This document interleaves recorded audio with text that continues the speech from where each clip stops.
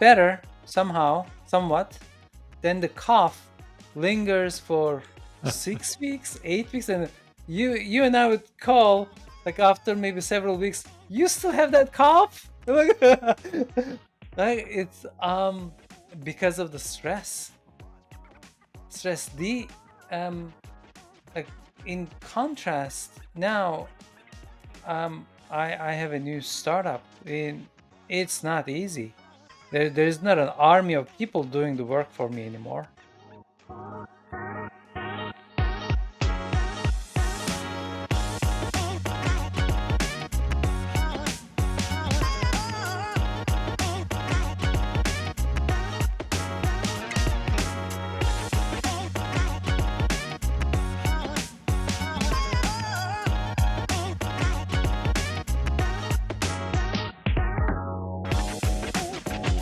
Hi everyone, Benoy here, Benoy and Ike, and we want to share in about 30 minutes or less a topic that really has impacted us and that has tremendous value, we believe, for you as well. And we wanted to label this one the How to Get Rid of the Recurring Cough podcast. Ike is laughing already. It's about stress. And in this particular episode, we want to talk about this experience Ike had as the story. I've got lots of it too. And let's talk about stress. Let's see what happens when you start up a business. We know that starting a business is hard. We're volunteering to do hard things. But how do we really manage this hard? Because in the real day and everyday battle, it's not that easy. Huh, Ike? Yeah. Come on. Oh my gosh. Tell, Oh my tell them a gosh. story. Tell them what you were experiencing. Yeah. Just for the context, I think my coughs, my lingering coughs, got worse and worse towards the end. Like the first 7 years of bootstrapping was really hard. Like we had near death situations, like the with the payrolls and all that. But I was finally like I had this maybe naivety that it was all gonna work out and all that. Then raise money from VCs, start scaling the company, hire a bunch of executives, and then um, we need to raise money from investors. The second product is coming; it's not working. You know, the economy, the 2022 economy, like the credit crunch is coming down. I start to have really tough time um, with all the weight on my shoulders. And even though like I think I was putting in a good show for the employees because they need it. Bino, if you remember, you taught me something. Um, like if an employee comes and I'm like frowning, Yeah. like they don't want to see that, right? Like they like so. It's like I just found it like, oh, I'm just deep in thoughts, and all that. But behind the scenes, you would know, like I would get sick, like when my kids go to school, they pick up something, and I would get sick, and I would be miserable for 2 weeks, and then I get better somehow, somewhat, then the cough lingers for 6 weeks, 8 weeks, and you and I would call like after maybe several weeks. You still have that cough? Like it's because of the stress. Stress. The like in contrast now, I have a new startup. It's not easy.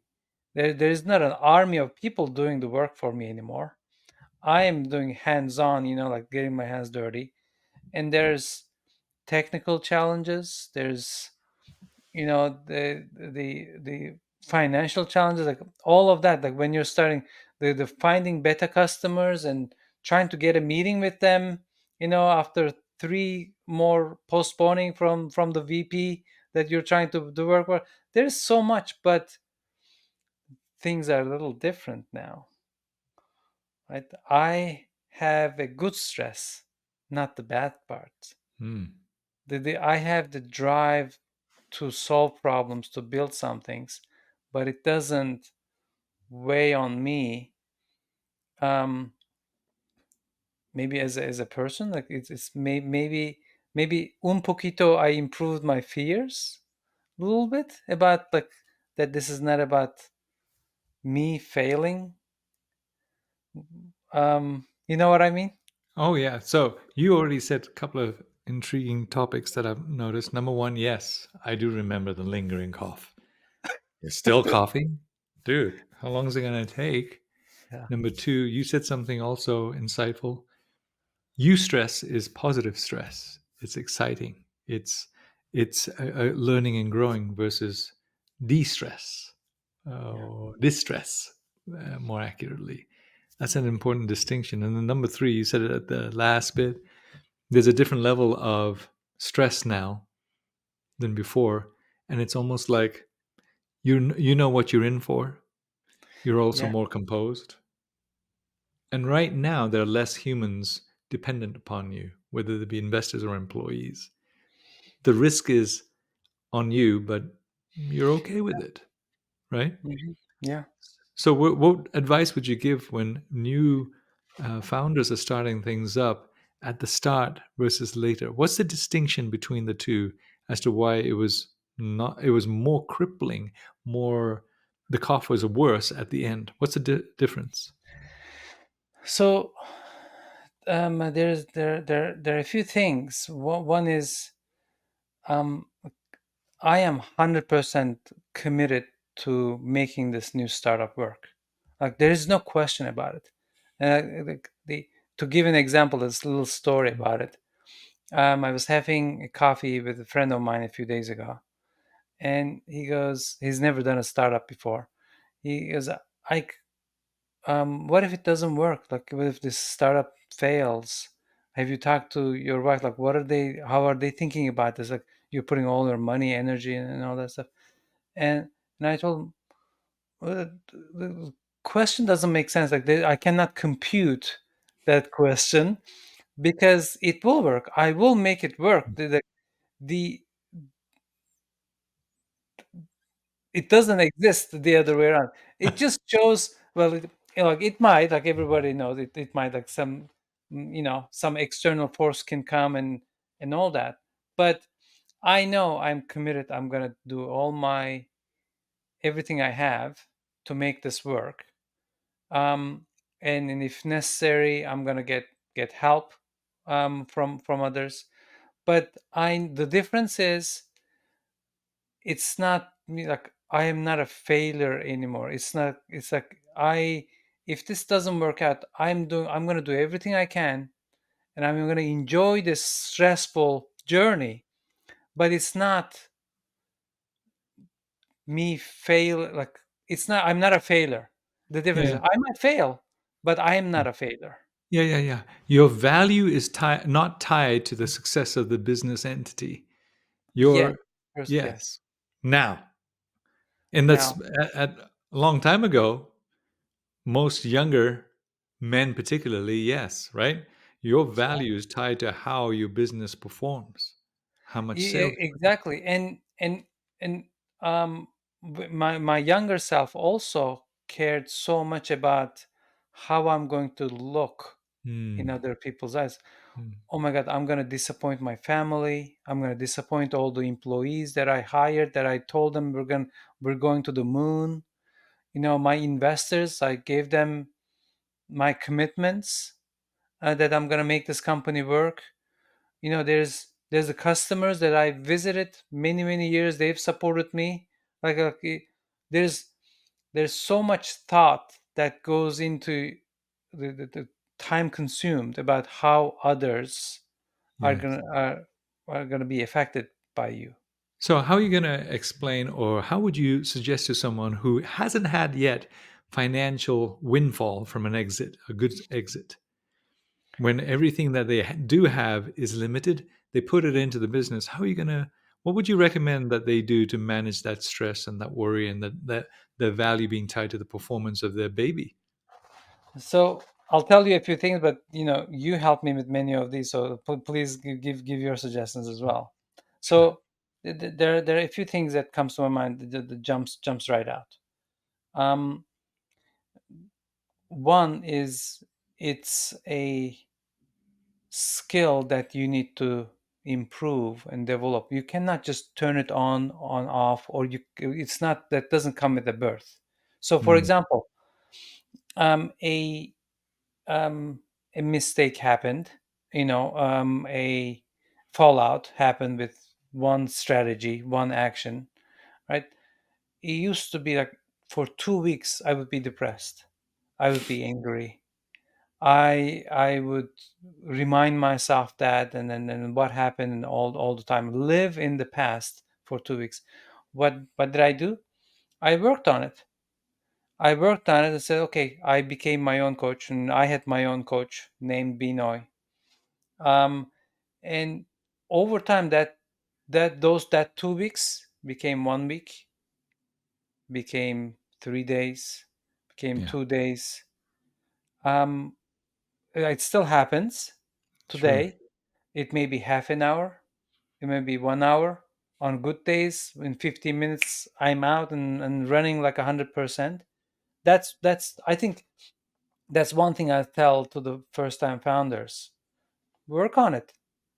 It's just improve. It's just like anything else. And most founders, I think, I was like that. I'm in it for the journey, like this journey, or of building, learning something new, because the company is going through new stages every day, and it's like go Hmm. ups and downs. So you have to recognize that, and then just use those to improve yourself, and then those zigzags will be less, Yeah. smaller, and you're not going to be stuck in the dip that long. Yes. Yes. Good for you. Understand. It is so hard though when you're in the fight to think Yes. outside of the box.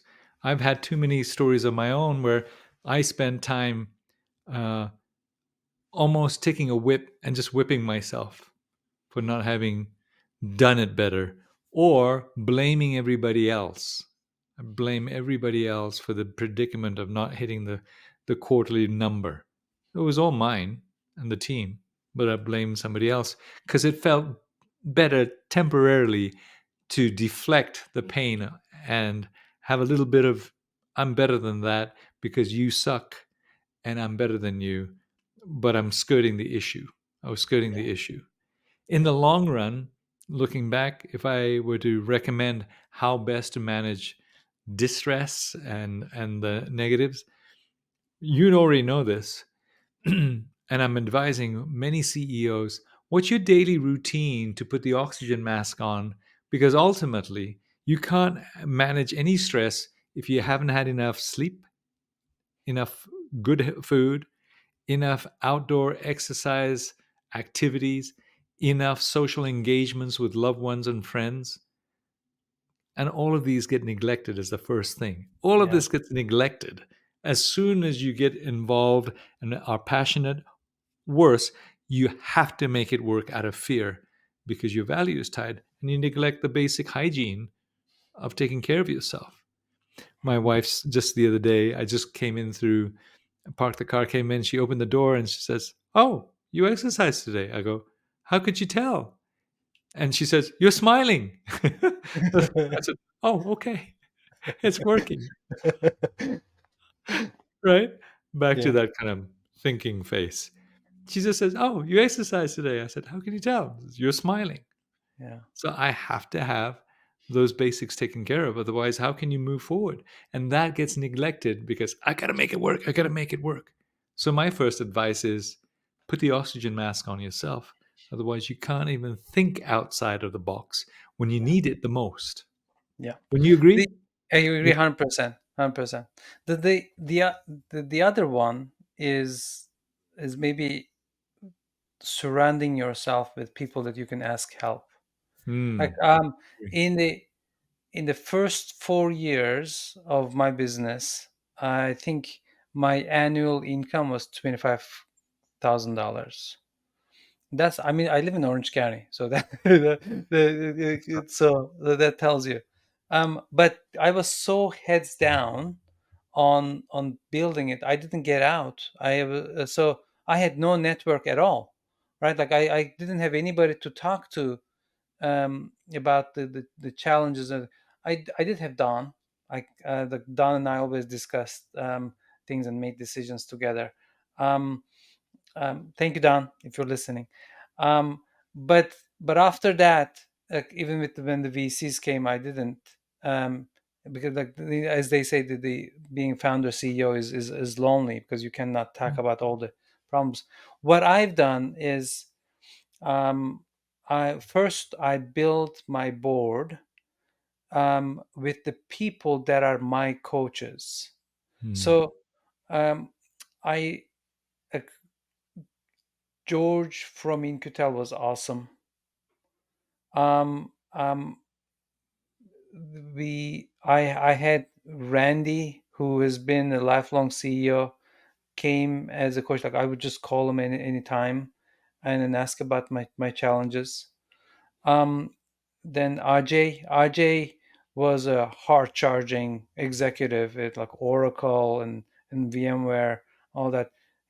He came in to be my coach, not to be a board member to do ethics committee. That's not like like we connected at person level, and I had my own CEO. I don't need to name that person now. CEO coach, that is, sorry. Um, so I built a network of Hmm. my own that I can talk and ask questions um and I was like I'll give you an example. Okay. This is such a profound moment in my career. Um COVID is upon us, and I need to reduce staff Hmm. to stay alive, Hmm. right? And then I go to my board members one on one, by the way, right? Um, and I am so consumed by it. I'm letting people go. I'm scaling my company down. I am failing. This is a failure moment. This is a company is going down. I'm like, that's where my head is. And I'm talking all these guys who's been board members and CEOs, all like every single one of them said, yeah, I've been in that shoes before, and then this is what I did, this is what I did, and this is what I would avoid. Because yeah, I've been in that situation a few times before actually. I'm like, I'm listening to these people. The reason they are on my board because they've experienced this before, they've lived through this before, and they made their company survive and thrive after that. I'm just this is just my first. So in 10 years from now, if I'm going to be sitting in a board somewhere and advising the next generation on how what to do in that situation, how am I going to be able to say I've lived that before? Well done. Well done. Number two, I get it.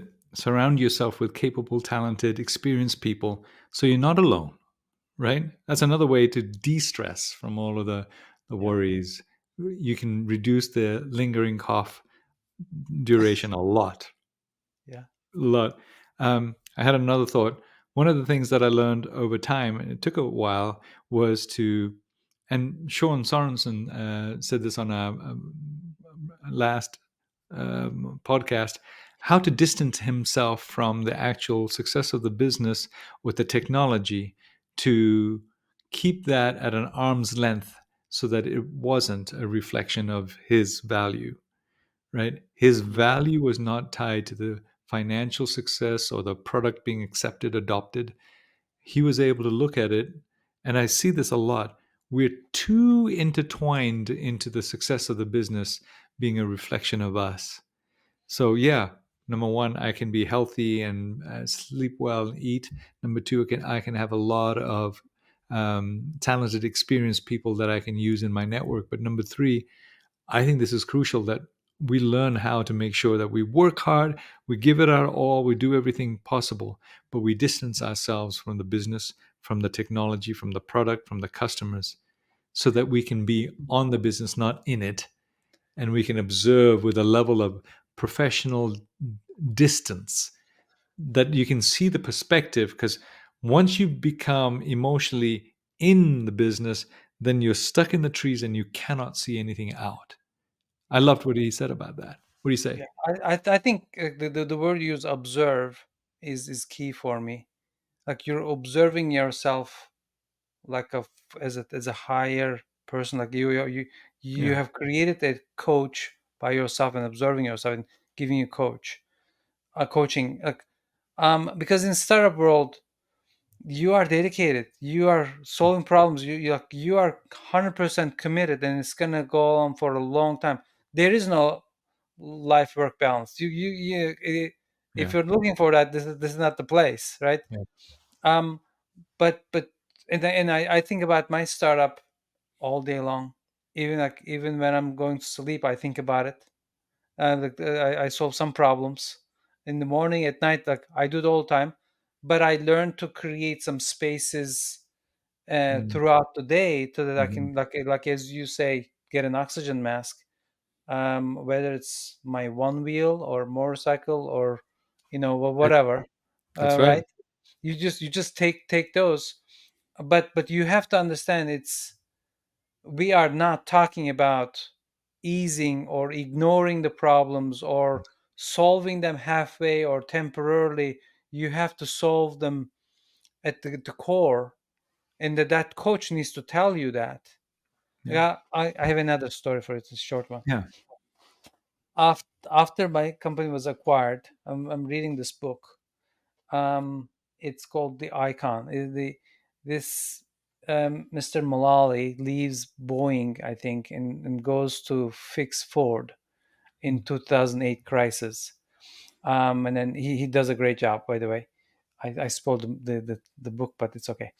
Um, the Ford, the company, is such in bad shape. He creates this war room every day. Him and his lieutenants, the executives of the company, meet. They discuss the problems, they solve them. There's a lot of mistrust, and he builds those. There is no signals like the analytics and the KPIs that are being generated by the company. So they build those every day for 2 years. Grind, grind, grind. Um, at the Ford level, like these are um, billion-dollar decisions every day. And like I'm reading this book, I'm so jealous. I'm like, I want to get back to that. Like I want that thrill. I want to live in that. So I don't want it for the stress of it, the bad stress of it. I want the good stress, the adrenaline rush from it. But I have to, like you said, come do the work with no fear of me being how I'm being perceived or anything like that. Just do the work and get out. You know what I mean? Yeah. I love that example. In the end, the ability to manage and juggle all those balls, it is exciting. It is exciting. There's no doubt. I hate being bored. I love Yeah, creating. I hate maintenance. I love yeah, creating. yeah. But you're right. There comes a point where the energy derived from complex juggling has to be balanced. You mentioned the one wheel motorcycles, and we've had Snowboard. this snowboarding. We've had this discussion before. Yes. Um, Part of my solution is, yes, it is a very long term um, Ironman sort of intense race, and yet for me, so item number 4 for me for managing stress was I had to find micro bursts of a hobby or a passion that just got my head out of business only, right? So whether it was learning to snowboard, going take a half hour motorcycle ride, learning how to play a song on the guitar, a new song that Mhm. required concentration. Whenever you do something that requires you got to concentrate on your bicycle, motorcycle. You're dead otherwise, right? Yeah, yeah, yeah, The exactly. very element of focusing on allowed the brain to rest from the normal fight. and it gave. My quick story is, after having built up so many businesses, even amongst that, in particular, there was one really hard negotiation where we were selling a business, but I took off to Everest Base Camp with my fourth child, because that's how I Hmm. re-energize, and that's how I. And so my business partner was incredulous. You're taking off now? I said, yeah, I booked this a long time ago. Booked this a long time ago. I'm keeping it. You can take care of this, the last bits, right? Yeah. Yeah. And it was a necessary. And for me, again, that one's a little bit more long term, but micro bursts of focus on anything that is not business, I think is healthy. Helps you manage the stress, cleans things up. It's almost Yeah. like a good night's sleep, except you're awake concentrating on something else. Yes, like you. It's key for me that it requires a lot of concentration, because Yeah. I think about the business and its challenges and how to solve them constantly throughout the day. So what I needed was something I can focus on. Otherwise, I'm gonna die. And in that case, it was the snowboarding. Like you and I did that for a long time. And you remember how I learned how to do scorpion? I don't want to do that again, so I better pay attention. So yeah, the key was that I probably wouldn't do do good if I go on calm fishing in a pond. Probably that would drive me crazy. Same. That's why we didn't pick it. We're Yeah, with a um, high energy adrenaline junkie that we need intensity sports, because the yeah, intensity of business needs an equivalent intensity in yeah, a different hobby, or it cannot be like that for us. For some, yeah, they could go up in the yeah. mountains and sit and they'd be fine. That doesn't work with me. I gotta be moving. I gotta be focusing on something different. That's an Agreed. important Agreed. distinction that you just brought up. Yeah, no, it has to be an equivalent intensity distraction Yeah. requiring full focus. Good point. Anything else you'd like to mention to this group before we close up this I fun I little think topic? I think that's a good start. Yeah, I think this is good. And we can visit this over and over again. We've got many other topics we can talk about. So, for the audience, hope you enjoyed it. Our own little journey of how to manage. And in this particular case, we talked about 4 options that allows us to be able to breathe while we are managing and creating and giving our full focus on building a business. We know what you're up against. You're welcome to make comments, give us some ideas or questions. We want to tackle them too. But we're proud of you. It's not easy, but it is fun. And if we are able to balance ourselves so that we can get enough eustress and not just distress, you guys can make it as well. Join us next time we do another 30-minute insight. Okay? See you for now. Bye bye. Bye, everyone. Bye.